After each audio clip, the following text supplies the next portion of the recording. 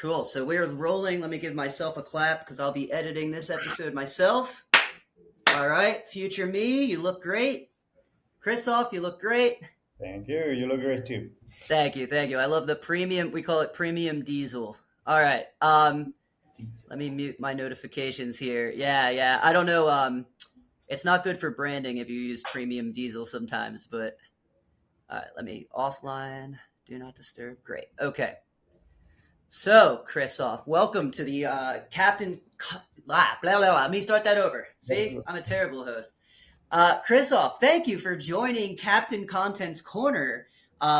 Before we get into our questions about you, why don't you give my audience a brief introduction on who you are and Yeah, what you do? yeah, cool. Yeah, I'm Chris. I am currently in Colombia. I'm Hungarian. I studied in Denmark and lived there for 6 years. Then I lived in Germany a little bit, and I've been working on my startups ever since 2018. Mhm. I have a business background, or at least an education in business. But my interest is technology, innovation, startups, video, and right now podcasting, video podcasting. So Mhm. that's how I ended up here. That's how you ended up here. So we met, just so people know, we met on LinkedIn, probably through a comment, and then I believe you added me as a connection. So um, people, LinkedIn is really, I think LinkedIn's an underserved platform. I think that there's a lot of opportunity for people who want to make content. So thanks for connecting with me. Why don't we just jump right in? You want Chris or Kristoff? How do you? Kristoff is, that's what I'm used to. That's what That's you're what used I've to? been. Okay. I didn't know. So I go by Captain Danny, or if you're my mom, Daniel, but you can call me Yeah. whatever you want today. So let's jump right in. Talk to me a little bit about you mentioned startups. I think we're going to go right there. Tell me a little bit about what your focus is or your startup, and I'll come up with some questions from that. Cool. Well, I mean, if depends on how you define startup. The point is, I Mhm. didn't want to, or I didn't feel like, or I just didn't. I really didn't want to work for someone, Okay. and it's not even that I wanted to do a startup where I would probably do an agency, and I started with smaller agency just in video production with a friend because I was on the business side. So I'm, what am I supposed to do as a business student? Do some internships probably, do some whatever research, do some marketing support. I don't know. So I was more up to doing something on my own or something with my friend. And in Denmark at the time and still today, it's just really easy to establish a company and start it off. So you need $100 or euros, and probably 2 days you have a company, and that's it. Yeah, yeah. Um, So it came. You didn't want to like make a company. You just really started from I don't want to work with for anybody, right? I think so. I think so. That was the main motivation. I was never the. Well, I probably was a little bit inspired by, but I was never like, oh, Steve Jobs, Elon Musk. Yeah, I'm like, I have respect for them, but I'm never aspiring to be them or act like them or dress up like them. Like so yeah, many people yeah. do. That was not the objective. That was. It was more like not working for someone or having responsibility for my own stuff, because also you get this feeling when you're working at a bank. I worked at a bank when I was in 2013, 14. So Oh, that's interesting. yeah, We very might young. get into that later, but go That on. was that was interesting. It has a lot of benefits if you want to be comfortable, Hmm. but overall it's just boring. It's not even that you don't have responsibilities, but sometimes you get lost in those responsibilities, and who is responsible for what, and then this is not working, so where do I go? And you spend a day on trying to fix something on your computer because it's HR or it's IT. So I hated that, and Yeah, kind of wasting my time, even though it's not so much fun working at a bank, but trying to solve problems that you don't really have the understanding of or experience with, it's even more annoying, because then just waiting for I have these yeah. I have You're waiting for somebody else to help you, and most of the time you don't even know who it no. is. That's the other part. Yeah. Are you making an impact? Are you actually creating any value? And even, at that time I was working on the mobile app team, so it was pretty impactful because we were a small team, and we Hmm. were the quality assurance, so we were testing and just going on different phones and trying out the app. So that was pretty cool. And then I was using that app later on as a business client of the bank, so it was also cool that I already understood the app. But that you just don't, you're not really creating value in the end. That's what Yeah. bothers me. So you just wanted to go and be able to create value yourself. So how did you go about doing that? So like what are you working on now, or maybe not that, but let's go really basic. What value is it that you're trying to create now? Is my question. And sometimes people don't know, and that's okay if you don't know That's why too. I'm trying to find my words to because it should be simple enough, and that should be the why you are doing it, and it's not the for whom, how, that's easy. Yeah. But really why. I think at this point I'm just like, after 5 6 years of working at startups or with startups on startups, I wanted to also, yeah, just be innovative, just be like, hey people, you can do it like this. You can Hmm. you can actually, you can do innovation. You can make something that's complicated a lot simpler with Hmm. tools, with AI. So the idea was that I worked with videos for 10 years, first as an agency, then in startups, video technology, and also video creation, obviously, in the Hmm. startup. And I also like just hate doing it. Like if you go into video editor, you need a lot of experience. You need a lot of googling. You need a lot of YouTube videos and hours of YouTube videos watched on how to do cool transitions or Oh yeah, apply yeah. That. effects. And it's just not there. Like I don't feel like people love editing videos. Some people are crazy enough, and I respect them. Like video editors I worked with that enjoy the process, the creative process, but most people they don't. And obviously, it's costly if you don't know how to do good videos and you don't know how to create good content. Hmm. So then the idea was, after my previous startup that I left, to really bring this, combine things in a way that nobody did it before, Hmm. and make something really cool that's 10 times better than traditional ways of doing stuff.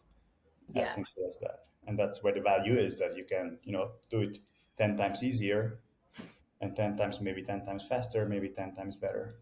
Yeah, and something that I pulled out was not only just like easier and faster. I think what you kind of were getting at in value is I as a content creator, I hate editing. So Yeah, you're right. Like it is the most time consuming, the that's good to highest hear. cost for my business, right? Is just the Yeah, editing.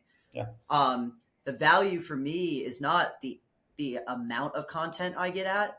The value for me of what you just said was you're alleviating that time, right? You're freeing my time, and that's a really unique way of like positioning a product, right? And you obviously are getting at towards your product, but before exactly. you even told me about it, I was like, yeah, that's a problem I have. Editing sucks. That's a real issue.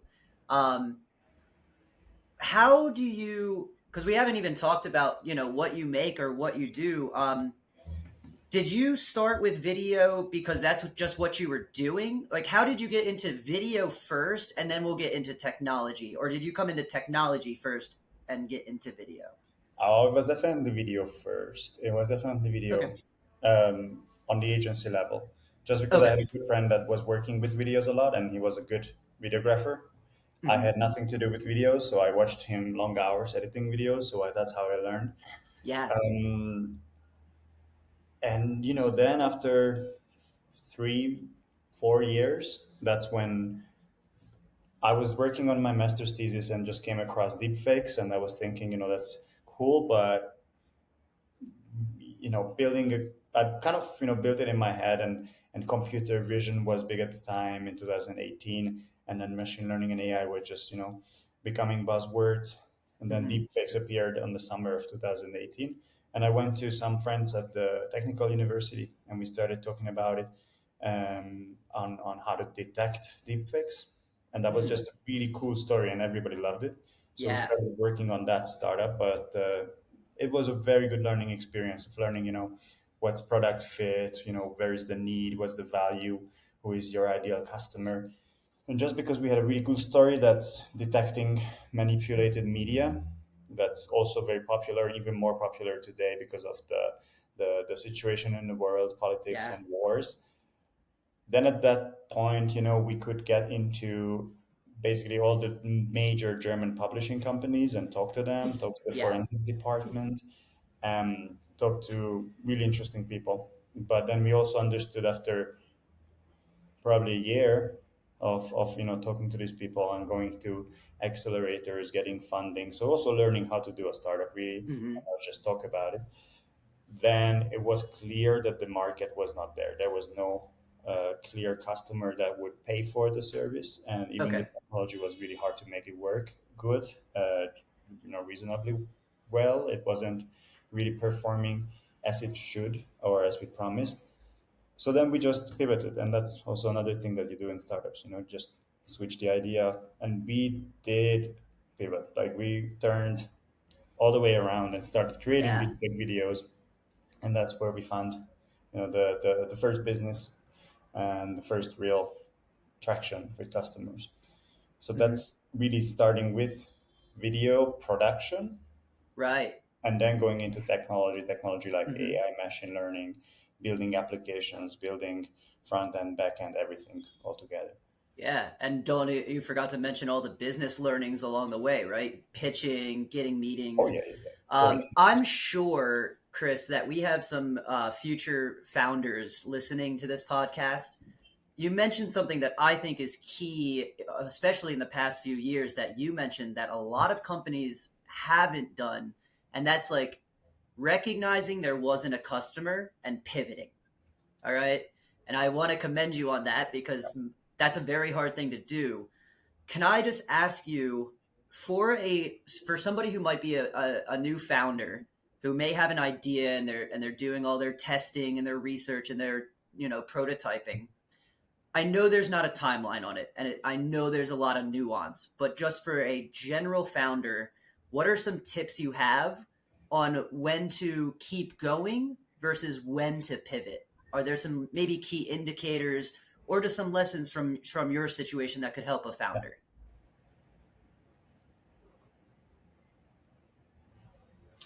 You, just starting with our case, it was very interesting because it's usually technology development and business, and we had a very, a big investment in research and building our own models, building our algorithms.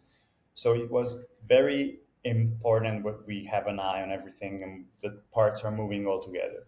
So Hmm. it was always, nice doing a startup for the sake of doing a startup, and then nice doing business and talking to customers for the sake of talking to customers, and then, getting feedback and being, doing everything by the book. But then at some point, I think the first important part is to be very kind of not emotionally involved, so that you can really objectively look at what you have. Is it a business? Is it just, a cool sounding vision? Hmm. Our customers, and then after, half a year of talking to customers and just not seeing any money come in, it was pretty obvious, I think, Yeah. that we were not there yet. And even though we could raise funding because we had a good vision, it doesn't mean that there is a product fit. There is a market, there is value created for customers that they want to pay for. And then, very simply put, you cannot always be, just marketing bullshitting and be like, this is the new generation or the new era of this thing just killed this and that. No, you have to look at the money, you have to look at our customers paying for it. Is there value created?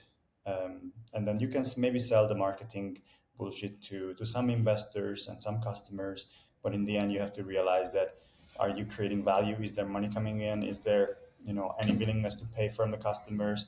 Are they saying like, it's a cool idea, but they don't really have real advice, or are they actually like, I would pay if you did this and this and this. So you have to be very, very, very, yeah, emotionally removed, Hmm. very professional in that sense.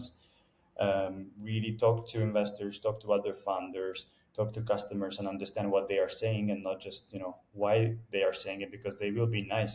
They will be Yeah. always. Yeah. 99% of the people are too nice, and they will say, yeah, this is cool. There's a lot of potential. Like, cool, okay, but like that Yeah. doesn't mean anything. So just be very cold-headed. I think that's important, and always be open to learn. Not Don't get too cocky and be like, "Oh, this is the Hmm. best startup ever," because it's not. There are ideas, dozen and startups everywhere. Everybody can do it. Hmm. Yeah, you're not that special. Your idea is not that special. Is there any money coming in? Is there really like customers? Can they live without your tool, without your Hmm. software, without your startup, without your product, or will they just find another one tomorrow? Um, so that's it. There's a lot of reality check that you have to do, and a lot of critical thinking at the end of the day. I think that's the important Yeah. that everybody can do. If you're not extremely talented or skilled, or you did, I don't know how many courses on innovation at university, you can still, just take a step back and look at it, what you have. Like, Yeah. That's a well, thank you for sharing that. I asked that because I was in it a few years ago where there was a few key points where companies had to decide to pivot or commit, right? Um, so thank you for sharing that. I do have a question because we I want to get into like what you make, but something that I've been learning because again, I've never wanted to run a business. I never had an interest, but this is my first week trying to start a content studio, right? Um, Something that I've been thinking about that I'm curious like, on your perspective when you're building your company and your product, how far out do you think? So I know everybody. I'm sure you have a 10-year plan, a 5-year plan, but like I want to get realistic. Maybe not right. So I see your eyes because I'm struggling, right? Because I have people asking me, Danny, what's your business plan, right? Because I said I'm starting a business that's a studio, and at first I was like, oh, I'm missing something. But I've realized that I don't know if in 6 months my product might change. So am I wrong for not making and sticking like a too structured of a plan? But you're the guy that's actually been doing this. So I saw you roll your eyes. Why don't you talk to me a little bit about how you think of planning versus executing, and maybe you could just answer it for me. well, there's a saying about all planning and vision and everything, like, just execution eats it for breakfast. Strategy, plans, visions, missions, mission statements, all that, it is something that you cannot just write on the wall. Like, you have to have, yeah, essentially your personality, and that's what you bring into business. You can bring your skills, you can bring your vision, you can bring your experience, but then your personality is what you bring. And part of that is like, how do I find a co-founder? Like, where do I look for one? It's not really like looking for one. It's I was lucky enough to have, I'm still with the same co-founder after 5 years, and Really? yeah, we worked on probably dozens of businesses, at least business ideas. Yeah, yeah. Probably How did you two meet? through another guy that's not with us anymore. Yeah. We also worked with him for 4 years, and then and we split up, and now the two of us are working on the new business together. He's the it's It was interesting because we were three before, so it was a Hmm. very different dynamic. um, I was usually on one side, and then he was in the middle, and the other guy on the other side. Now I think he also developed in that sense personally, that he is more experienced, more self confident, so we can be one on one and Yeah. fight and have ideas. But it's not even about respect; it's about knowing each other so well that I know if he says something, then why he says that, and I just know, And Yeah. he is more. He's complementing on, he's very organized, detail oriented. Uh, he has some point of views that I don't have. So sometimes I get lost in details and think about the vision and the mission too much. And then he comes in and he's like, no, who cares about that? Like, let's focus on what's important. Yeah. And then I'm like, yeah, actually, yeah, let's do that. And sometimes I'm like, I like to think about the vision and I like to plan, Yeah. not 5, not 10 years. That's impossible in a startup's case. And then when you talk to investors and they say, what's your exit strategy? Like sell to Facebook. Like, well, what do you mean? What's my exit strategy? Yeah. That's just like, either 90% of the time you go bust and you go bankrupt, and then maybe you have 10% chance to build a good business, and then a 0.1% to sell your business to Google. And then when somebody Right. starts a business just to sell to Google, that's not how it works. Google, there are millions of startups, and Google buys maybe 5 startups a year, and maybe one startup at a million or a billion valuation. So that's not really why you're in a startup, to sell, to exit. You have to have a intelligent answer to an investor and respectful answer of what's your exit strategy. But that's not really what I'm thinking when I wake up in the morning. So that's why it's good that he's kind of also my reality check. That is, what's important, what is for this week, what is for next week, what's the agenda. So there is that organization that's really complementing, and there is me on the other side with the vision, with the idea, um, and also some I have some kind of sort of management experience, or I don't know, but people seem to like how I think sometimes, Yeah. and they Yeah. sometimes follow the vision, and I can convince them pretty easily. Mhm. Oh, it's another dog. Oh, I've got two dogs and a cat. I'm sorry, it's a zoo over here. I'm still waiting for the cat. Yeah. Oh, you're a cat person. Do you have any I pets? think so. I at home, yes. Yeah. I Okay. like both, but I cats like I both, but can I'm relate. becoming more of a cat person. Don't tell my fiance I said that. Exactly. No, it's Yeah. it's exactly true. I Um, appreciate cats more and more. Just they just want to sleep. They just want yeah. to eat. They know what they want, Perfect. and they only come to you when they want it. Yeah, perfect. So to wrap up, because I have to stop this camera every 8 minutes, Chris, just to reset my film. But I want to just kind of end this segment on. It sounds like when you not picked your co-founder, you guys found each other and your business partner, right? Yeah. Um, it sounds like you really want to not look for somebody, but when somebody comes your way, you really kind of resonated with somebody that balanced you more than just agreed with you. No, So could you 100%. just talk on like if I'm a new founder and like you said, it sounds like I shouldn't be looking for somebody, but what are some tips or advice on finding that person, right? And I know yours is nuanced because it's a long relationship. I had a lot of working with friends, working with people that were very similar to me, and then we just I kind of disagreed about everything. It Hmm. was funny that some people are just. I'm not the most kind of pushy person. I kind of have a trust in people that they will do what they promise to do, or they will do what they have to do. I'm not, step one, step two, you do this today, you do this tomorrow. Not, I'm also maybe not as organized as that, or I don't need that organization. I don't feel like I need that. So I don't like to, go up to people and like, hey, did you do this? Like be like very bossy or very kind Yeah. of like a teacher at school. So I have that kind of trust in people.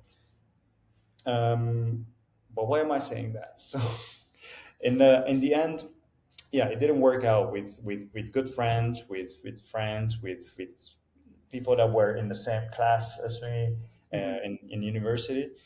It's really also we are Hungarians, so we speak literally the same language. So Yeah. we have also a lot of references, but that comes with time. So if I say the name of someone, or if I say a word, then he will understand the whole story behind it, and I don't have Yeah. to explain like this is such a blah blah blah.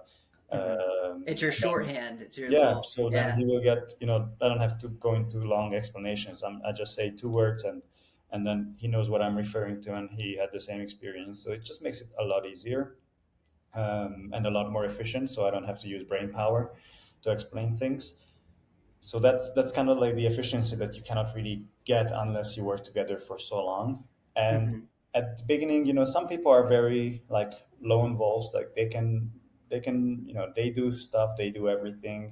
um, I know those kind of people, like also some of them are in marketing, and they have an agency and they kind of do everything.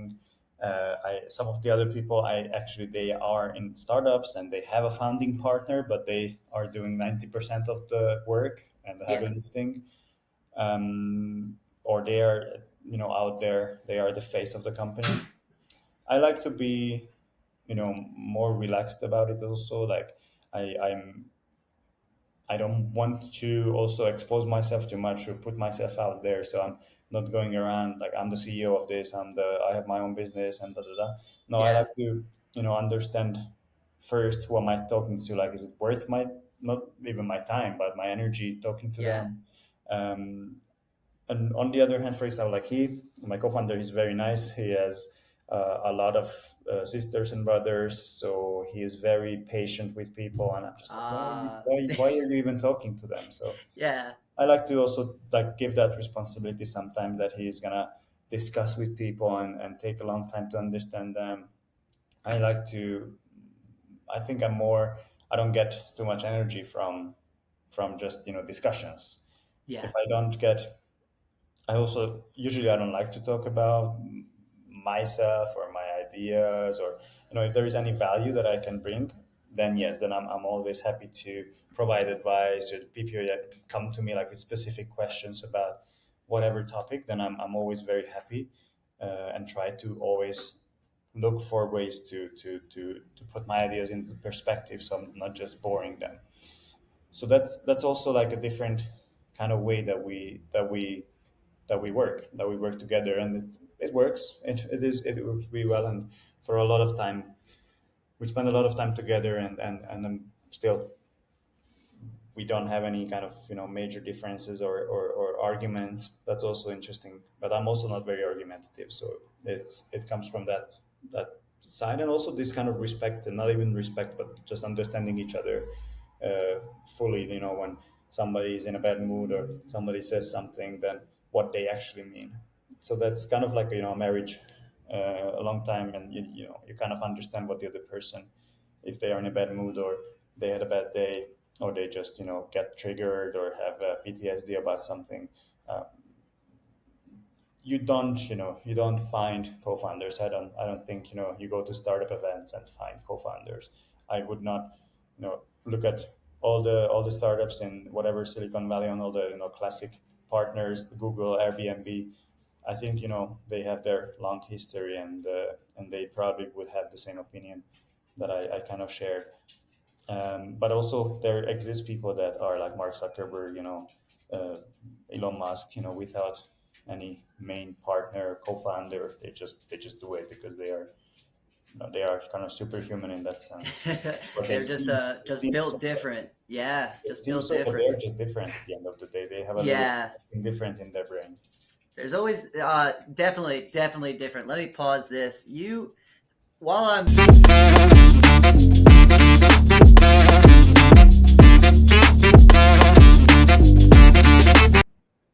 fiery partner and your business partner is more like chill, or do you think you both exhibit that? He's definitely more chill, but I'm more passive aggressive. That's true. Like I Ah, think that's it. So I just haven't I, been picking up. That's if why you're I so didn't have my calming. coffee, then yeah, yeah. How do you take your I saw you were drinking your I just coffee. Had I just take a black? lot, and I like an espresso, but I'm just taking it. Yeah. I think it's really interesting to me, Chris, because right at the end of our that section, you were like, I don't like talking about myself, I like talking about other people's ideas. And I was kind of cracking up on the inside because you agreed to be on my podcast. Um, and I think you have so much to talk about, but you are really, really humble. So I'm gonna try to get through to just you eventually. Right? So All right. maybe to get there we could talk about the value you've been trying to provide, right? The value you do provide, right? Because like you, I don't have um, the benefit of some VC back. Like I don't have any funds, so this is time that I have to pay for. Um, so being efficient and providing value and bringing the most value, we haven't even talked about your product, and that's great. But I want to talk about when you were building your product, you started from value. Whose problem originally were you trying to solve? Was it yours? Was it a friend's? Like where did the idea kind of come from? You know, loaded I, question. you know, I was I wanted to do things differently. That was the value Okay, for me. I wanted to go out and be like, okay, we are doing this, the first time ever, and this is going to work because, oh, there you go. I got her. This is Juno for you. Perfect. Oh, oh yes. She was like, Uh, I heard he was talking about himself this time. now you have my attention. All right, great. I really wanted to just, first step, do something cool, something that people would like, oh, wow, okay. And then that was when we started with the previous business. It was generating AI avatars, synthetic, and that was already being done by a bigger competitor. But we wanted to sort of, tag along and do the same because we knew Yeah, that we could, and we there the value was really the value proposition, the target segment. So I was really seeing it work for personalized marketing videos, which in the end we did not find as much traction as in learning and education videos. hmm So that was the kind of the short history of that startup. And then at this point I wanted to come back more experienced and be like, okay, we are going to do something that's being done first ever. And I know a lot about the market because it's video editing, it's video yeah, content. And then on the other hand, we are going to do it AI. And then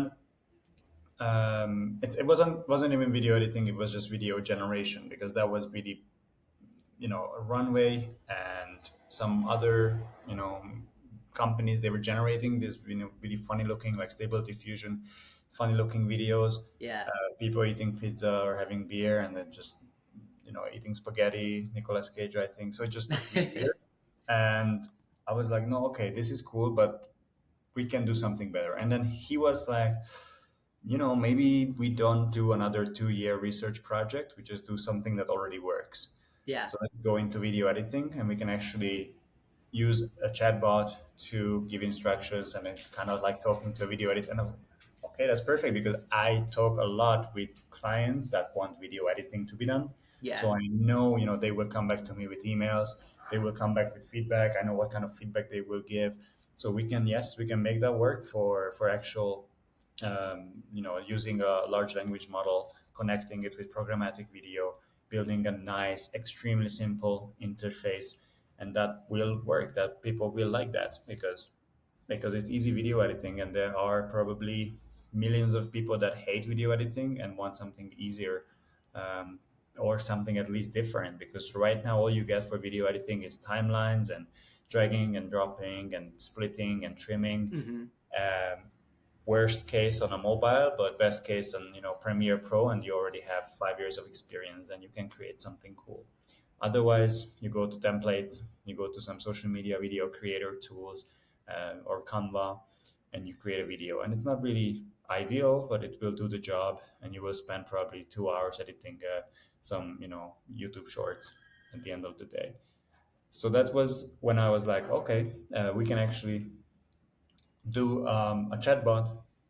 We don't need anything else, just the video and the chatbot, and create this cool tool that can be used by people. And they were like, but who? Who has a lot of video? Who has, not a lot of time and experience editing videos, and actually is probably making money from their videos? And then we ended up with online trainers, online educators, um, podcasters, gamers, streamers. Um, and then it's just podcasters. It makes a lot of sense because it's conversational, the whole hmm thing. And then the AI can analyze the conversation, can figure out what are the best parts of the conversation. How do we edit down from 2 hours to 50 minutes, 15 minutes hmm even, or just 50 seconds? What is the best part of the conversation? that's I think in a very long explanation that what we built, that what we have now. So yeah. Yeah, that's a well. That's what I mean. I didn't even know you guys were building that honestly when we first met. So it's funny because everything you just described is what I'm about to do after I talk with you.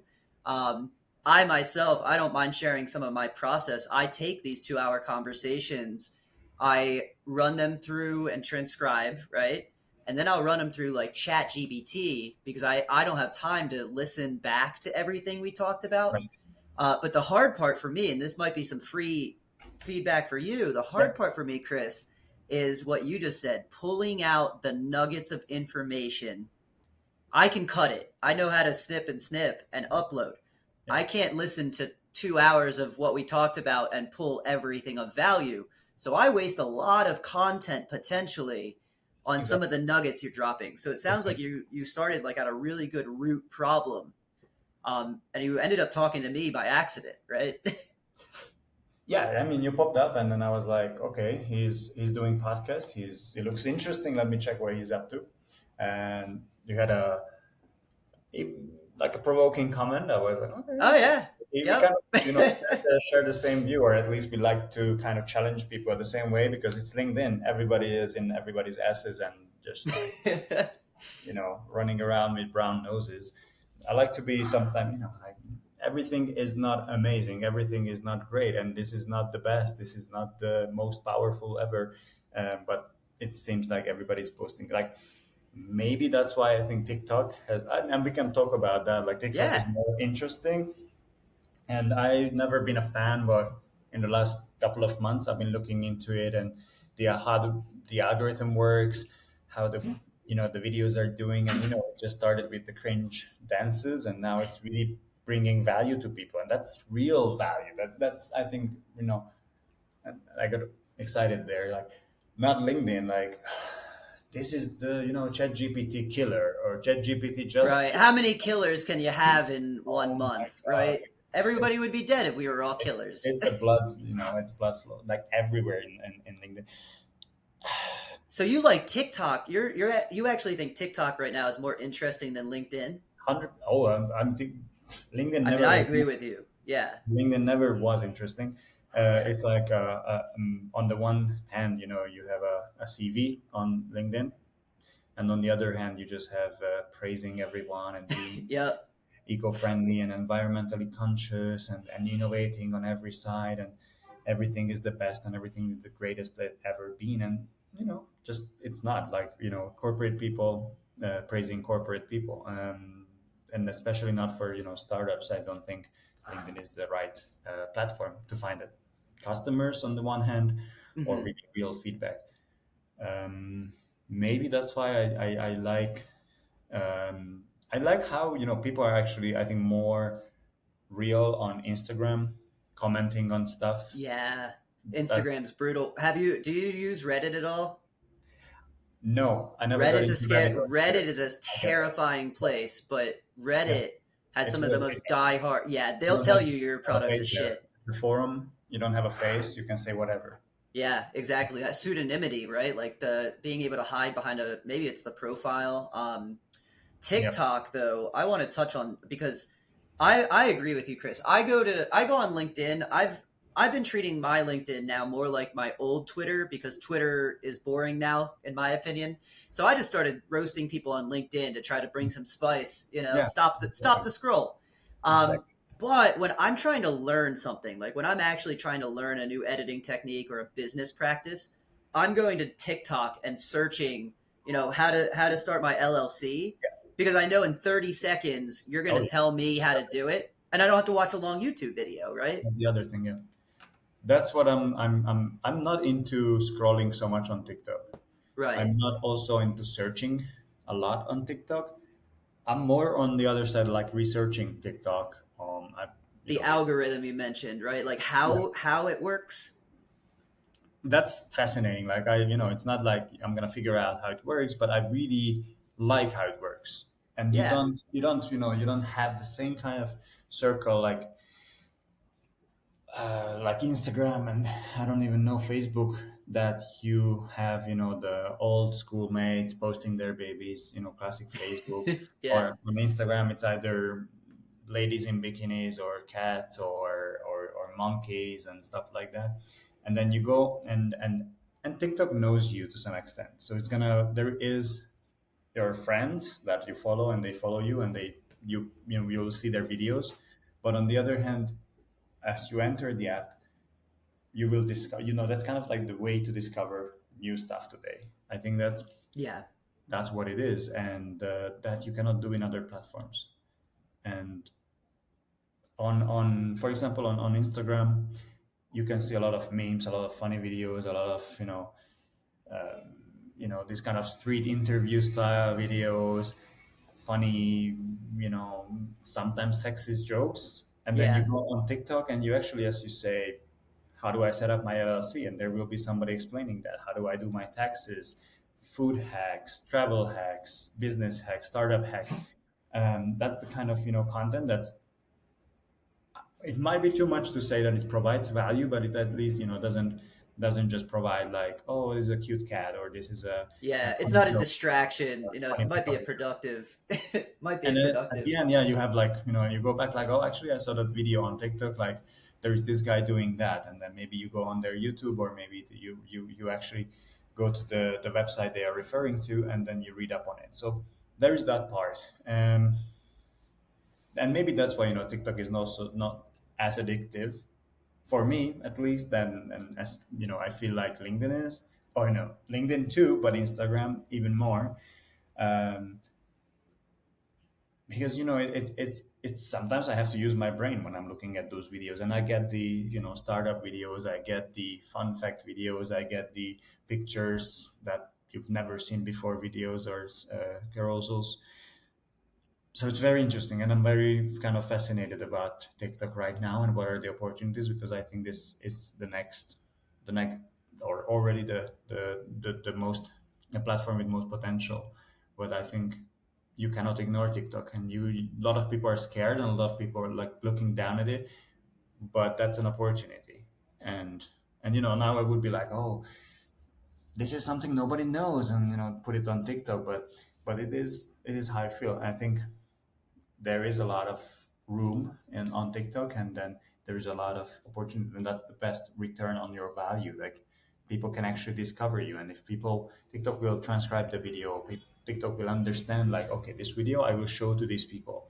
So if you upload a video and if you're inconsistent and you're talking about food and then animals and then fun facts, then TikTok will be confused. But if you're consistent on, I have a podcast, I'm talking about this kind of stuff, then I am uploading these kind of videos, and you upload 3 videos every week, then TikTok will find your target audience and you will Hmm. get thousands of views. And it's not just going to be thousands of random views, but it's actually people that are interested in the topic, because TikTok knows those people and they will be able to discover you. So that's the beauty of the algorithm in the end, I think.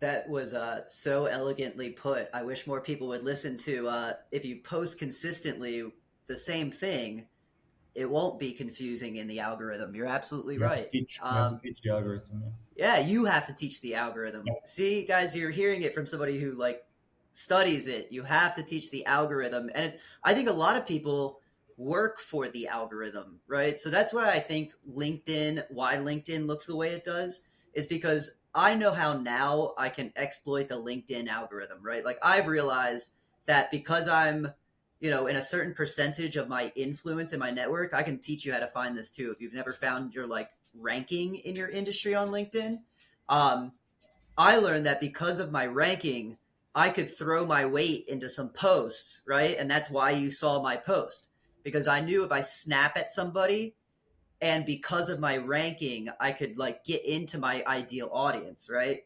Of course. Um, so I found that I started making the algorithm work for me as opposed to working for the algorithm. So my question to kind of piggyback off of that is, when you're developing your product, right? I'm sure you get customers that just say, Chris, how do I make 1,000 videos? And I'm sure you could just give them a product, Yeah. right? Yeah. do you have any insights maybe from like the products that people are looking for? Do you see a difference between a person who puts out just that many videos using a product, or a person who maybe uses your product to, like you said, free up their Yeah. time to maybe make something more creative? I would just love your thoughts on that. Yeah. No, I think the underlying question is really like how do you get quality content? And it's not Yes. about, posting 10 videos every day, because the algorithm is not dumb. It knows that you cannot possibly, edit 10 really good quality videos every day. So that's a lot of videos, and it's not going to promote your content, or it's going to be very conscious about promoting your content. It will test it, and people will scroll, and then it will realize, okay, this is not good content. Then it's gonna shadow ban, or at least not show it to as many people. So the key is really maybe one video a day that is really valuable to your listeners, to your audience, or it's really containing those nuggets that you want to share with people, and it is relevant also, so that it's for that audience that you are talking to. And it can be, just you need consistency, so that you are in the same studio, you are a podcast, it's your face in the video, like a lot of Yep. things that the algorithm is looking at. But then you need to provide quality content, and you can put out 10,000 videos a week. It's no issue. Like with you can edit it, but the algorithm will know, like, okay, it's probably something shady going on, and he's not actually editing that Yeah. many videos, or cannot provide that much um, value for the viewers. So a lot of the people I talk to, mostly podcasters or content creators, they want quality first, and that's completely right. I 100% support that, because that's something that we can compete in. We can create quality videos for them, and also because then they will be successful. The quality brings value, and that's really the most important element of creating video content. And it's the quality of the content, and the quality of the editing, the quality of the visuals. So visuals are very important to maintain the attention of the people. So you need to have good sound quality, of course. You need to have good quality captions. You need to have, everything that's on a video visual, to capture the attention. And then, the easiest is to do a hook, of course, 3 5 seconds of like grabbing the attention. But I think for the algorithm, the best is if people rewatch the videos, so you're actually providing something like a step-by-step guide when they first start, like, okay, what is this, okay, interesting, and then they are like, okay, actually, so okay, I have to do this and this and this. That's like the ultimate, 100%, like the TikTok algorithm friendly thing, that people rewatch the videos and then save the videos or send the video.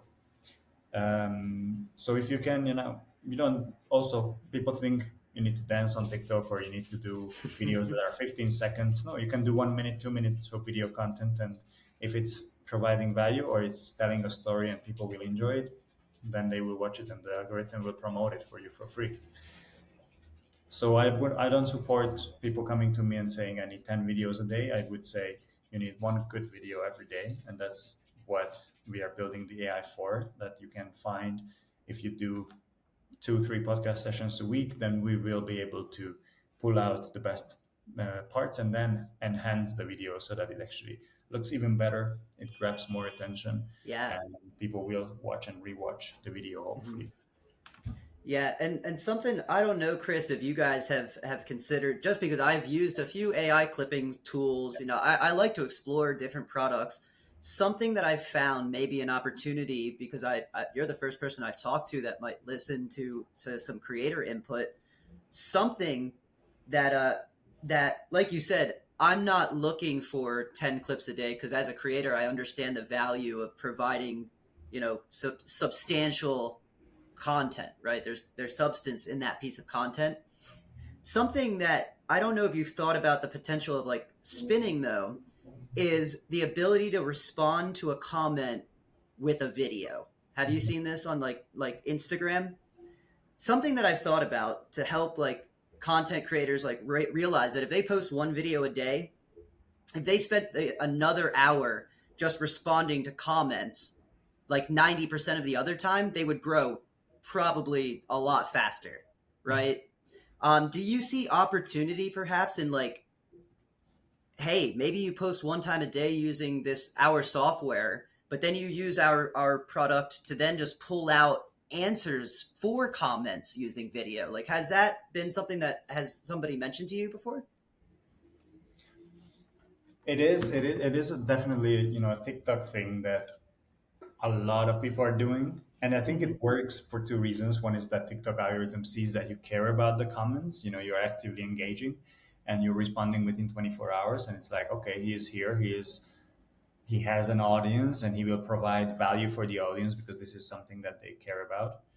And then the other thing is just basically probably not as important as that, but is that people will then go back to the original video and they will spend more time on your videos, on the creators' videos. So it is something that we are thinking, because we think in two ways: one horizontal, one vertical. Is that, horizontal, we can create a really cool tool that people can use for faster editing, for better editing, for conversational editing of video content. And so that can be done for, as I said, podcasters, online trainers, educators, any content creator, really anyone that works with videos.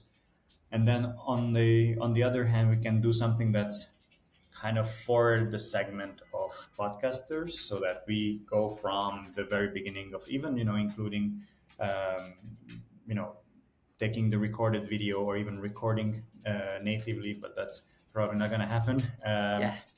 But then taking the recorded video and then from step one of editing, taking it to publishing on social media or platforms, and then even taking the feedback, so comments, views, what was the topic, Mm, what did people say about it, so analyzing really the yeah.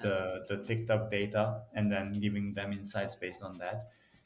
That could be interesting, an interesting area to go to, because we imagine, we have opportunity there. We have an AI that we train, an AI that understands content, an AI that knows how to create good quality videos, and then we can either, train that AI to make even better videos in the next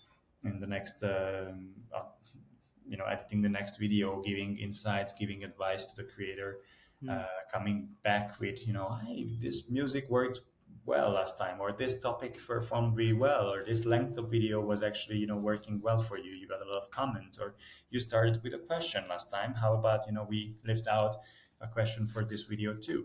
So the AI will come to you and give you ideas to test and make better performing videos. So that's something that's an opportunity that we can think about, and we can collect feedback and see how it works. And then, that's a very kind of important part of it, I think, is storytelling. So it's not mm, only that, you can explain to the editor what you want, as if you were a client of a video editing human. You can explain, I want a TikTok video that's going to perform like this and this and this.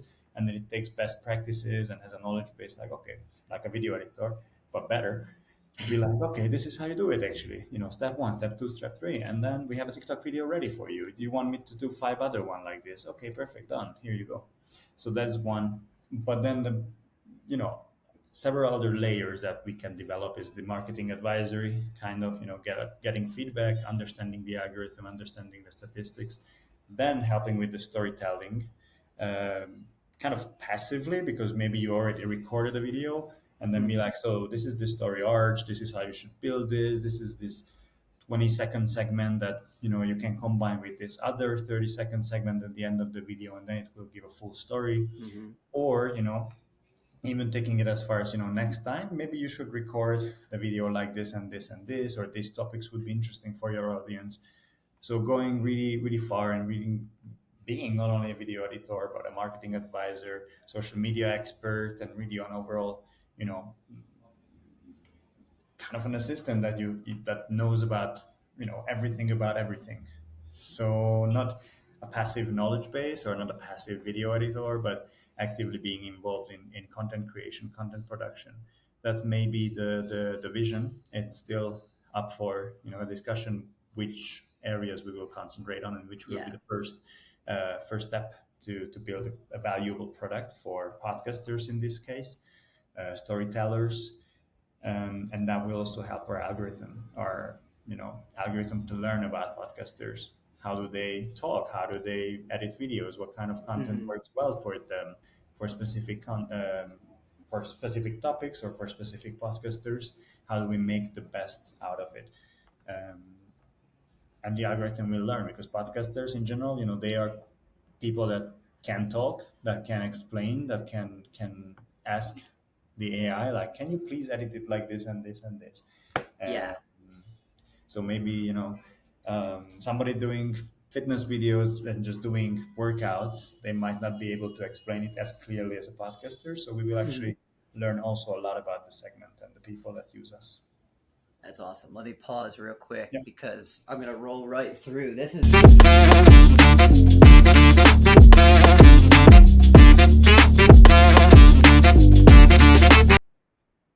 yours. There we go. So, the creator economy is being kind of underserved, and it sounds like you're working on a lot of tools that could help.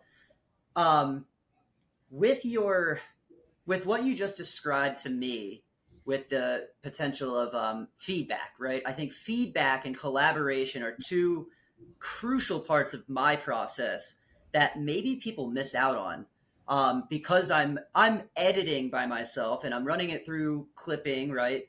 But you did mention how does a podcaster explain to an editor how to tell a story? And I agree with you Exactly. that some podcasters do know how to ask for that output. I'm very curious though, how are you thinking about I know you're training the model, and the more podcasters and experienced people that come through and train that, it'll be helpful. Um, shoot, how do you think about that collaborative part of the creative process? I know it's not, it's something like vision wise you're talking about, but how did you come upon that part? Right, you mentioned feedback is something you're thinking of.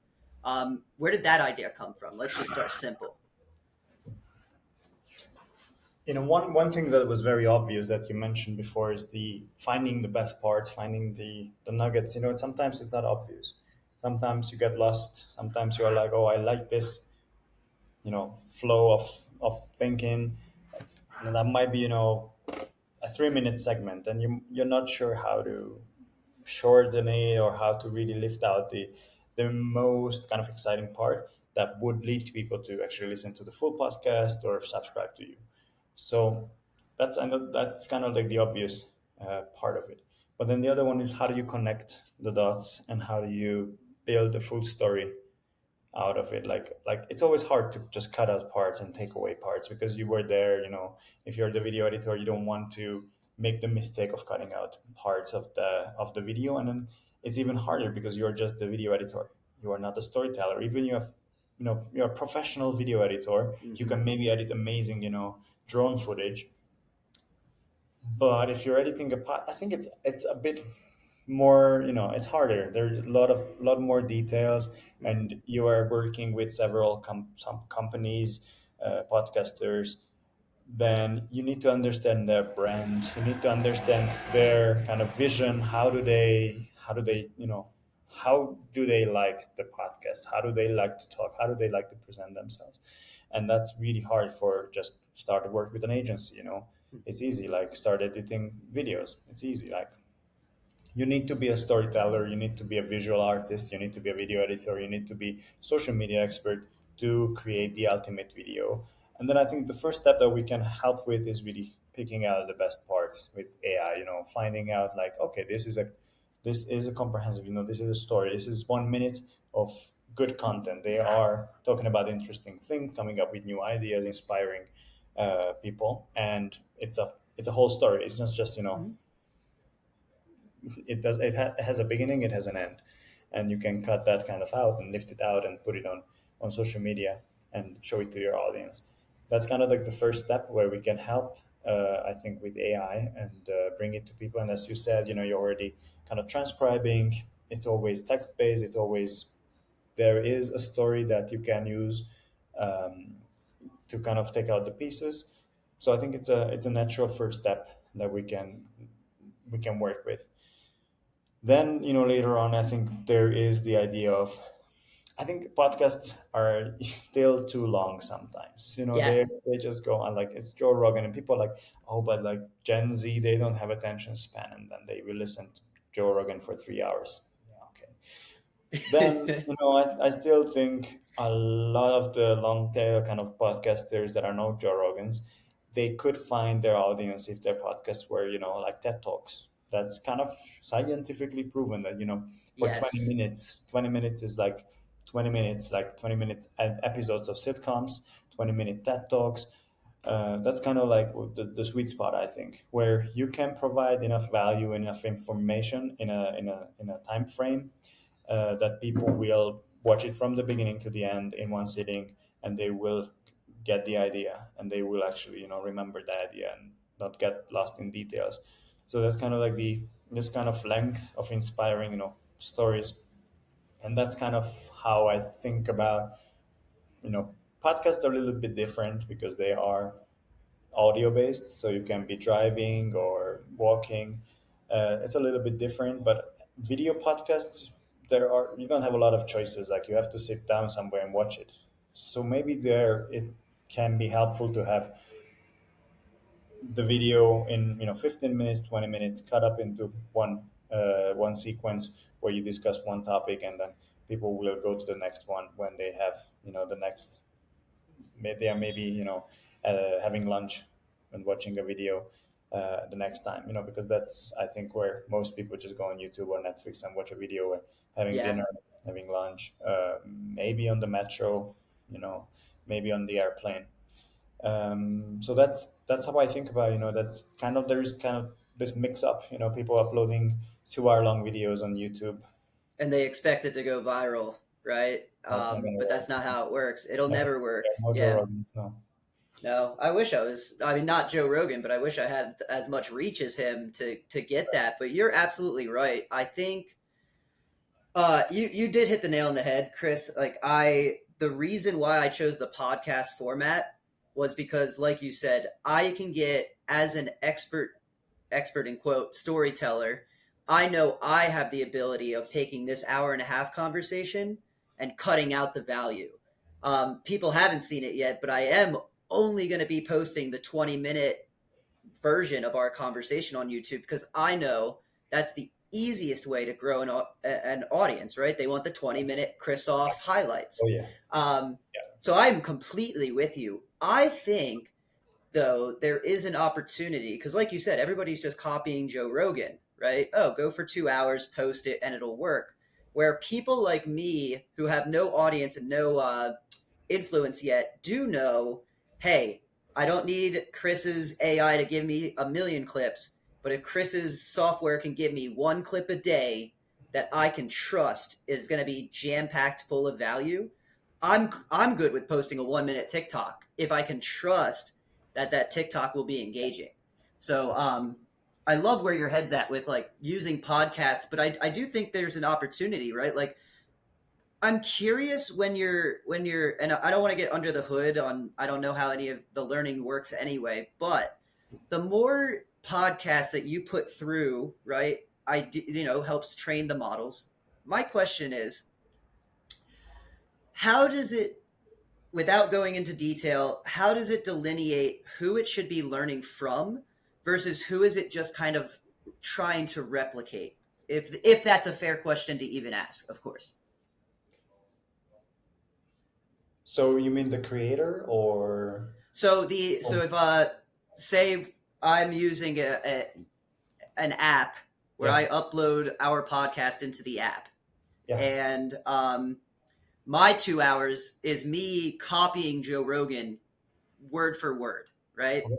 You make the same podcast, but instead of doing word for word, you do something weird like put everything in reverse, but it's still 2 hours.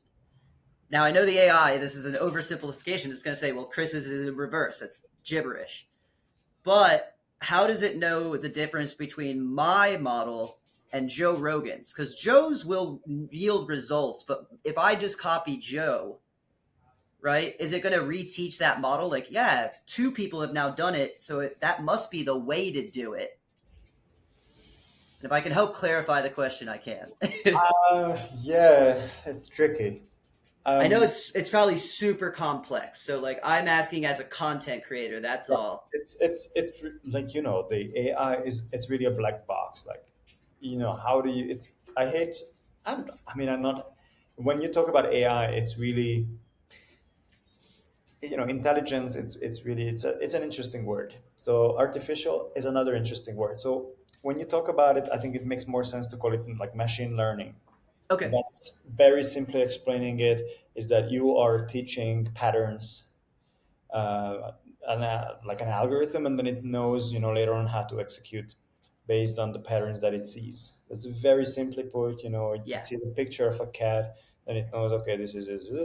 If there is a cat upside down, the machine, the algorithm has to understand what upside down means. Okay. And then, if there's a black cat and a white cat, you have to kind of match the shapes and the colors and stuff like that. So it's a complex system that you teach for a long time, but maybe not even necessary to understand, how Mhm. large language models work. We just reached this level and people were very crazy about it. But, ChatGPT came out and how comprehensive it was and how funny it was when it made mistakes and how stupid it is. But that's, if you understand a little bit about the background, the technology, then you will be not surprised. And you will not be surprised of the hallucination, whatever. So when it's Yeah. hallucinating, when it's doing, saying funny stuff, it's how it works. And that's, Yeah. you should not expect too much from it. Like it does Right. one thing really well. It's not human, it's not intelligent. It just learned the patterns. It does one thing really well. And that's why when you look at the pricing of ChatGPT, it's not gonna say characters or words. It's gonna say this credit, like what do you call it? It's gonna say oh, Yeah, you just said we use credits or tokens. tokens. That's it. So Tokens. it kind of builds it up from tokens, so it Hmm. knows that it's really like a mesh. An A should follow these and letters, like Yeah. B should follow these letters. So there is a pattern that it built up, and that's how easy this technology is really. Yeah, yeah. But it uh, sounds here's where like I'm at, just to because I think what you did just reveal though, Chris, is the base issue is just a fundamental understanding of just like maybe the industry, maybe because of LinkedIn and the words, the buzzwords that you mentioned, maybe as a creator and I find I was in that industry, so I feel like I yeah, understand a little bit deeper. But cool.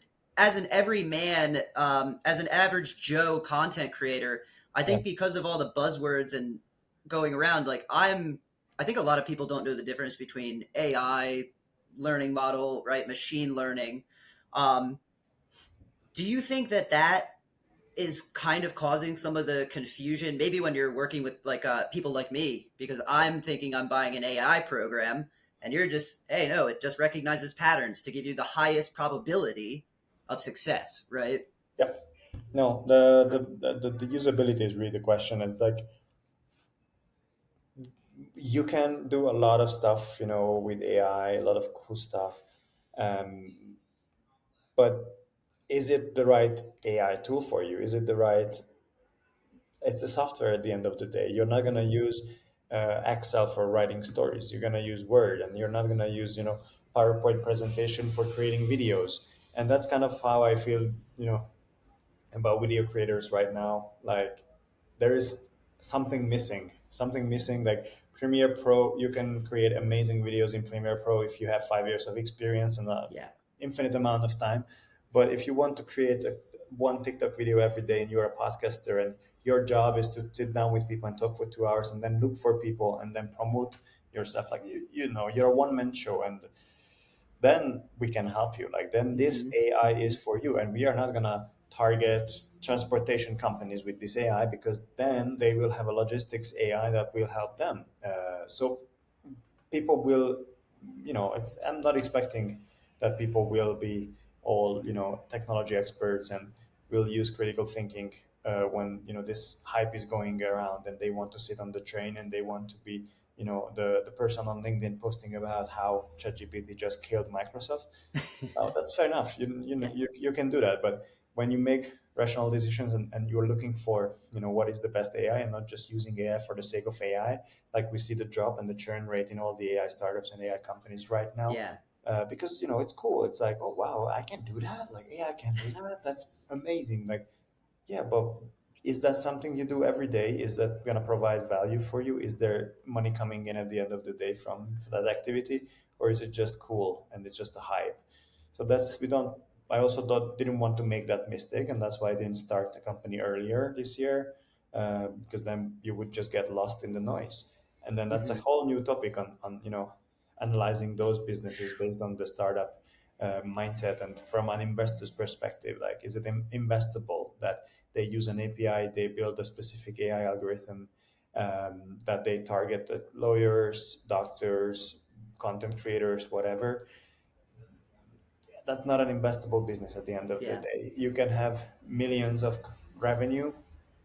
It's not a solid business model, and you don't have a 5-year plan. You don't have a team because you just don't, one developer that knows how to use GitHub. Um, so it leads back, to the value and being specific enough, and that's what I think we are doing different in this time. Doing this startup is really from the beginning. We know our targets. We know who are the right people that we need to talk to, and we don't want to be the free try now, Yeah. free 2 weeks, start up and bring in useless people and useless feedback and get Hmm. distracted by their feedback, because there will be companies coming from other segments and they are like, oh, this would be so cool to Yeah. do crazy stuff, and I'm like, yeah, it would be cool, but we don't want to work with you because this is not It's a our target. distraction. It takes you away from your purpose, right? 100%. Your why. Could And I ask? Yeah, yeah, good. you're gonna be a nice person and say yes, yes, yes, we can do that. That's what we used to do. At this point, I don't even give them the opportunity to tell us what they want. They're gonna like, and that's what, I don't want to compare myself, but that's what, Steve Jobs did. He was like, people don't need Hmm. buttons on phones. People don't need albums. People don't need a record player. What they want to do is listen to music, and that's Yeah. what I'm saying. At the end of the day, what people need is not video editing, it's not videos.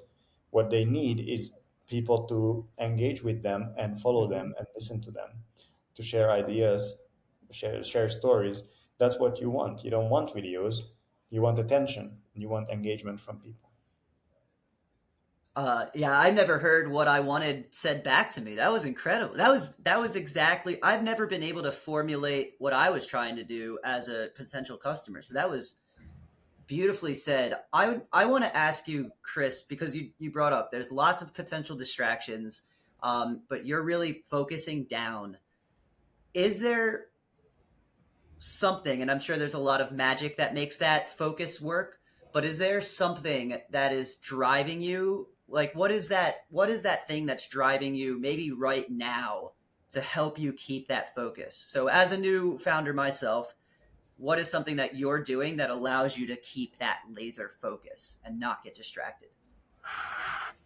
I think the what drives me is that I want to do it differently this time, and I want to do it right.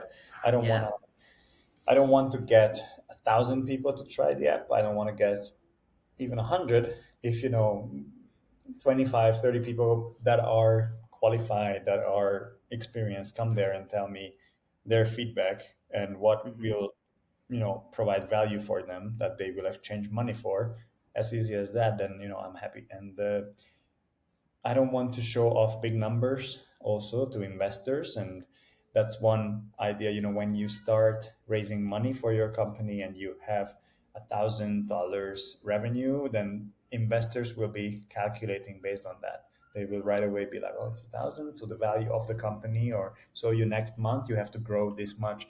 And will that will violate your next month, that will violate the month after, that will set your focus maybe on revenue, and instead of building out the vision, building out what customers, the ideal customers, the potential paying customers want, that will be kind of put aside, and you will just focus on building a business and not building a value in the end of the day. That's not equal. um, So yeah, what was the original question? I don't know if I. No, yeah, that you answered it. How does a new founder or somebody Right. with a new idea not get distracted? And Yeah, like you said, it's not revenue driven. It's not an output dependency, is what it's I not heard it it's called. not what what the other startup founders think. It's not what the investors think. It's not what your neighbor thinks. It's not that you're a cool guy doing a startup. It's really what the customers want, and Yeah. it's always it's you have to learn, and that's what I'm doing. I'm learning about podcasters. I know what they want. I know that they need this, but I want to understand what's the best way to deliver this value to them. Hmm. And the value is being probably first value that we can provide is being visible on TikTok, being creating cool videos in less time and creating better performing videos than what they used to doing. And that's that's what that's every decision comes to that. And when you're in a startup, it can be cool to be like, oh, should this be blue or should this be green? But then in the end, Who does cares? that You're matter? gonna change the logo at some point. Do you even need it? Like, no. Yeah. At this point, I also didn't want to go in the way to be like, the tech founder, the classical tech startup, and be like Megatron 2.0 and Yeah. hot text vid editor. No, like, these kind of, just it was enough. So I was like, what's the easiest kind of word that we can come up with that has some meaning? And then we're like, okay, let's call it Lisa. And then Elisa was the first kind of chatbot that was created in the 70s. And Hmm. then Lisa was one of the computers Apple created in the Yep. 80s. That was a big failure, but it was also the daughter of Steve Jobs. And it was going to be Steve, it was going to be George, but then we were like, okay, we need, Lisa. And okay, we need, blue, no, green, no, let's just go with orange, and then make an orb like Siri. So it's actually there's a human presence. Hmm. So that was a and that's when you don't overcomplicate decisions. That's what you end up with, like, simple, minimal, and that's the hardest sometimes when you're distracted. That you wanna be perfect for everyone and everything, but then in the end you just end up kind of mediocre, and you Hmm. kind of fall between. So in the end, we wanted to remove all the distractions, and that's kind of the culture that we also represent and want to represent. And of course, we get lost in details and talk about colors and talk about stuff that doesn't matter at the end of the day, but that's part of doing a startup. But then just try to really define what is your focus, what is important, what is secondary, and how you can get from one to two as fast as possible without, or who you even need. You probably won't need the input from investors, and best investors will not care about what you do because they trust you. Then your team, they will basically, they have to follow you. They will come up with ideas in their kind of set of expertise Hmm. in development or in marketing. They will come up with cool ideas, but then also you have to ask, like, is this leading us to where we are going, or is it Right. distracting us? Like, would be cool to do this kind of email campaign or cold outreach, like, yeah, but do we need 101th person to give us feedback? No, we just need 30 really good people to give us feedback, that not just gonna fill out a survey and how many videos a week do you need, 1 to 10. No, no, because I know how many you need. I Yeah. know, Yeah. I know what are your requirements. All I care about is what will create value for you, and on when will you decide, like, okay, this is what I need. What is that kind of point in your decision making process. I love that. So that's You about. mentioned something about your employees or people working you know with you. Um, they might give you some feedback, but obviously, if you're signing a paycheck or if you're asking your family how something looks, they're gonna say it's good, right? As as the leader, and you don't have to name specific names, but who who or where do you go for, Chris, when you don't know? And I think what I'm really asking for is like when you're in doubt or you don't know who to trust, like do you have a person you call, a mentor? Do you go for a walk? Like talk to me about, you said that most people won't give you honest feedback. Like, how do you then sort through that obstacle? The short answer is, I think you don't necessarily need answers. That's kind of the best person to talk to, who doesn't just give you answers, Yeah. um, but where you can kind of explain your problems. And it's kind of like process you learn best when you're teaching. So you when you explain, I think you also kind of connect the dots in your head, Mm. and at the end you just, you have the answers most of the time. And there is no usually there is no right or wrong answer. Like, should we do this kind of campaign or should we do that kind of marketing? Usually, most of the time you can get down to numbers and see the ROI and see, this is how much time we need, this is how much money we need, this is what we can expect. Let's do a small test. And that's the most important, that you're not just stuck, but you're like, okay, let's do, let's see, let's do 10 instead of 100. Then we will get replies and we no answers. Like, should we send cold emails? Let's do 30. We got 5 answers. Is that good? Is that bad? Should we continue? How much time was put in? Mm. So that kind of like on that, like after a couple of years now, I have the gut feeling, or my co-founder is like, no, fuck that, like we did that last time, like Yeah. who gives us, Right. we don't need to do that again. Like, it didn't work there, it's not going to work here. It's just he's saying that, like, if we talk about marketing, like, he wants to do that because that's what he does. Like, we don't need SEO. Yeah. Like, I'm like, yeah, obviously we need SEO. Yeah, but because like this and this and this, we will do it like then Mm. and then and then. Like, okay, Yeah. that makes sense. Okay, let's fuck it. Like, we just focus on really what is important right now, what is really bringing us and bringing our customers value. Do we want, you know, SEO is a good example because you need to start 6 months before you want results. Yeah. But now we are in invite only, exclusive beta, really relying on the finding the right persona, the right customer, referrals, word of mouth, reaching out really specific. And that's good, but create fantastic looking video. No, no, no. For podcasters, short format without editing, you just give the instructions. And they were like, okay, that sounds good because we know our customer segment. Um, so in that sense, I think the important thing is that you can express yourself and you can explain clearly to the person. That can be your dog or it can be your co-founder, but then I think it helps a lot already for most of the questions you have. And then of course, the usual answer is just keep it, in the team, have experts on marketing, have some contacts. Mm. It's easy if you went to some accelerator or you have investors, they will have network. But even reaching out on LinkedIn or looking at YouTube videos or podcasts and then reaching out to the people because they are experts on the topic, just start. Usually they will be helpful, and there are a lot of people like that right now that I'm talking to about TikTok, and they are usually helpful. It's most of the time it's not free help, but Yeah. Yeah.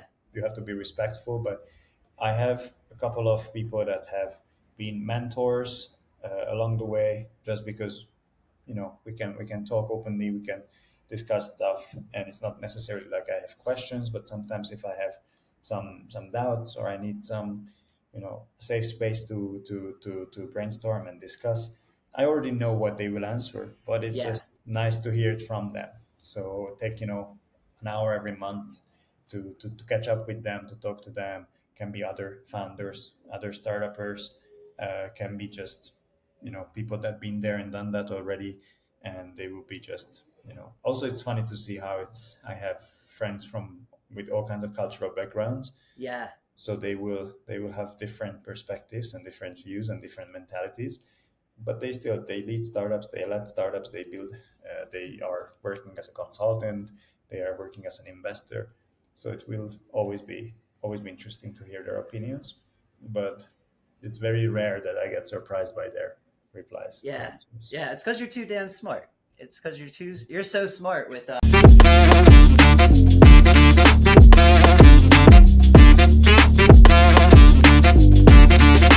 plug away, right? So this is where I'm going to clap first. All right. Let me double check to make sure that's recording. If you ever have doubt, that's a pro tip I have. I know I still have to manually press my record button. But if you're in doubt, check. Okay. Chris, we've been having an amazing conversation. Um, and first off, I want to thank you for taking the time, because after this conversation, I am now like trying to figure out if I believe in God or if I should be thankful, like praying, because you value your time so much, right? Because you have to, and I appreciate the laser focus and the time that you've given me. So first, from just me selfishly, thank you for getting back to me, and I'm glad somebody liked my snapbacks. Um, that being said, I'm gonna give you a question that I always have prepped for my guests, but that I didn't tell you beforehand. The last question I have for you today is if Kristoff from, I don't want to date you, so I'm not going to ask your age, but let's do 10 years ago. So just take a second to remember where you were 10 years ago. Yeah. Cool. If that Kristoff is listening to this episode of the podcast right now, and he got to the end of it, what is one thing you would tell Chris to do as soon as it's done to set him up for success, knowing what you know now? Oh, okay. I remember really well. Then, like 10 years ago, I was starting university, so it was the second month, October. I think I was not very different. I was still new. I was still in a new environment. I would not have any crazy good advice. I think I'm not regretting what I've done in the Mm-hmm. last 10 years. Maybe spend less time in Copenhagen, in Denmark, and get more out of there because it's pretty boring in the winter. But luckily, I had good friends, good connections, good, went to cool events. Yeah, I think that was the good part. The very and I don't know. I feel bad about it, but the I had some bad experience with Hungarian people Ah, specifically, so that's just have to be careful around them. I would probably just make a list of people that I should not spend time with, or just ignore them. But that was learning experience also. So I learned there, and then it was a fair. It was not even an expensive learning experience, so yeah, that's cool. One thing is I think is important. What I'm not doing enough is just standing up for myself, my opinions, and having the confidence to tell because you have to know all the people around you like they are stupid. They have their biases, they have their experience that's leading them to think what they are thinking, and that's obviously the all the kind of I don't know how to put it, like social media obviously is the best example, like all the polarization, mm-hmm. all the political talk, like people they were hurt, they need their kind of safe harbors, like they do it for a reason and for a good reason, that they say the things they say and do the things they do. Just always take a step back, and before judging them or before writing them down, like you have to know that it's inside of them, like it's nothing to do with you, so don't take it personally.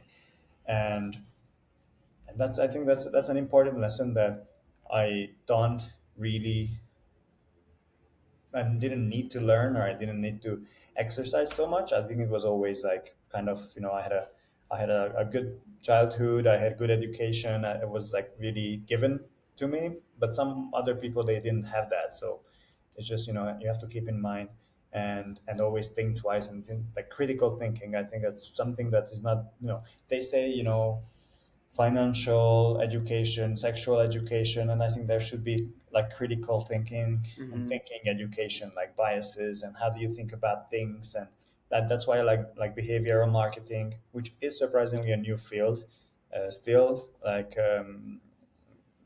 I think it's just not taught enough. How Yeah, do you think about things? How do you perceive things? Like it's really so little that we actually perceive around us. You think that you know everything, and then you look around, and um, it's just so much happening, then we get so little of it, and we don't understand what's going on around us.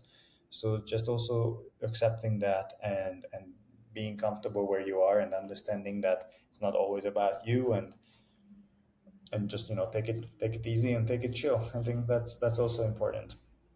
So that would be the main learnings, I think. Yeah, probably. I love that you're the first person that said I wouldn't change anything, right? Like you needed those experiences to get where you are, Yeah. and that's the sign of like a lifelong learner, right?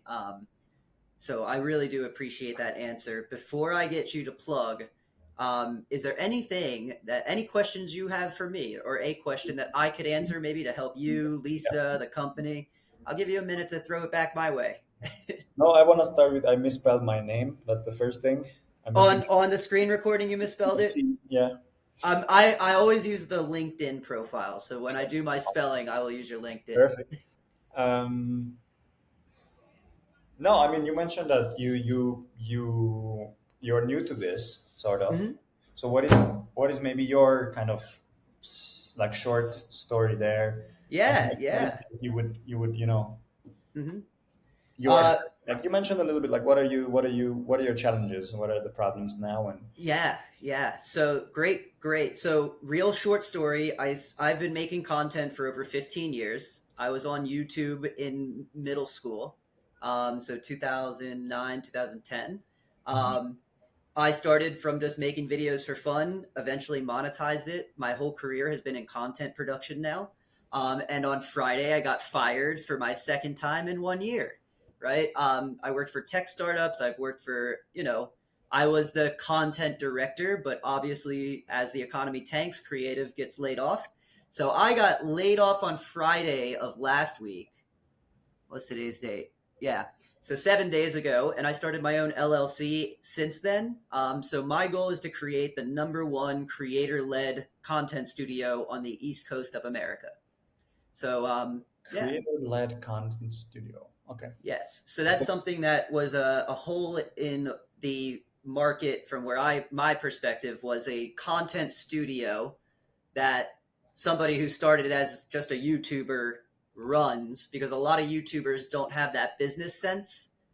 They don't understand me and you talking about plans and vision, and they're not leaders, right? They're creative, but Yeah, they yeah, yeah. lack that leadership quality. Not to be overly humble, but I do believe I have that weird mixture of creative and business analytical, and I Oh, think I could help creators learn to just be a little more business savvy, because I think everybody will be their own brand one day, right? I don't think, I used to think YouTube was yeah, the end all be all, but I think everybody's going to own their yeah, own audience. So yeah, yeah. That's cool. No, that's really cool. No, yeah, I really like to think about like that. Like it's we are also working with podcasters, but at the end of the day, we are thinking B2B. They are creators first, and they are business people, and they are right. building their brand, and then a brand is a business. Yeah, And it's all the same. we Yeah, can call it it's prosumers with an ugly word, which is extremely ugly if you think about yeah, it. Consumer is already an ugly word, and then you call it prosumers, like professional consumers. Wow. But the creative, I think it's it's not even like an overused word. That's why I like it. Like creative content creator, creatives, yeah, creative content. It's not extremely overused because I think it's very specific. It's content. Video is just extremely doesn't it means a lot of things because it's everywhere now. yeah, We're yeah, always in video, so it's just we don't really think about video, but creative.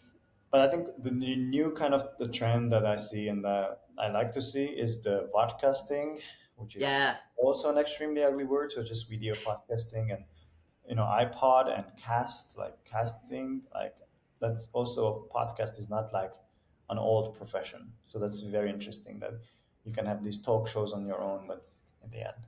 So that's cool. So I do not understand the creative business. I yeah. was never in creating videos of myself. I just never. I'm trying to push myself, but it's just always. It's not easy, but I think It's a it's full-time job. I mean, you're building a product for creators, so you know how many hats a creator has to wear, which yep, as a exactly. non-creator, I think you are a creator, man. You created something of value. In that sense, I like to think so, but not a visual creator. Then not. Yeah. I think that's important. And it's easier and it's better if you actually record yourself and put it on TikTok.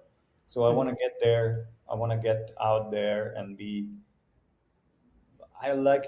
I would like to think, and then in the sense that I would really like to have the confidence to actually be out there and tell people how to do what. I don't Yeah. know. Is it a confidence thing? Is that what's holding you up?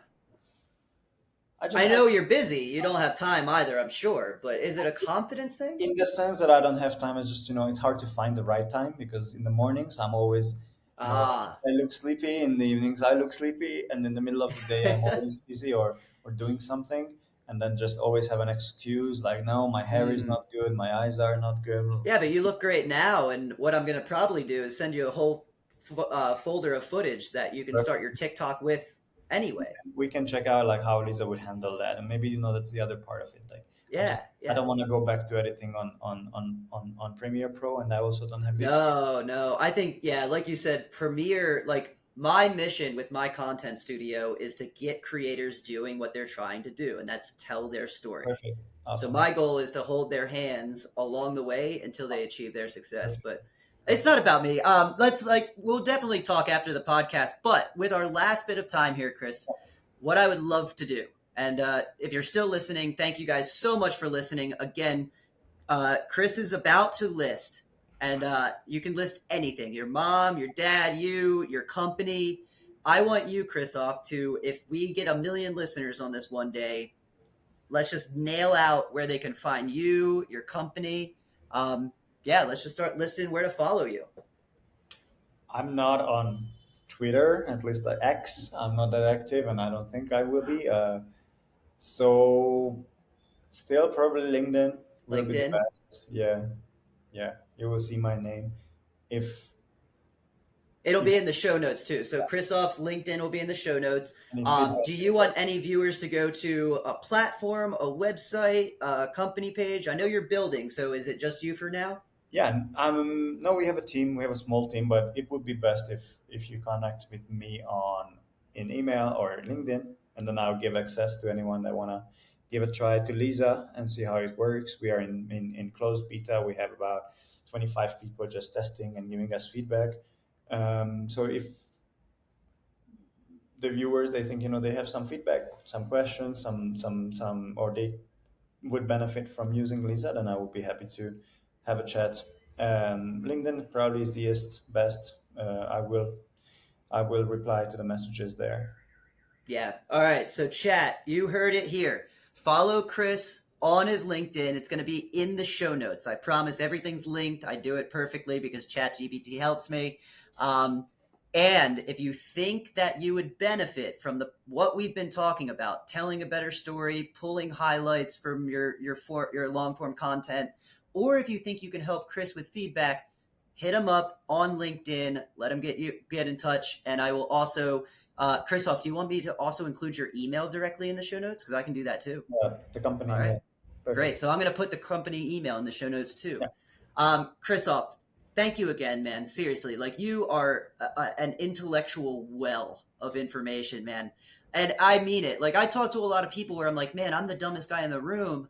But then I get there and I'm like, oh no, this is disappointing. But it wasn't with you. You are phenomenal. Like I feel like I've learned so much. Happy to. And yeah, so thank you again for taking this time with me. Guys, go smash the like button. Give us a 5-star review on Spotify because we're free on Spotify thanks to our partners at Beehive. And follow Kristoff again on LinkedIn to learn more about Lisa and himself.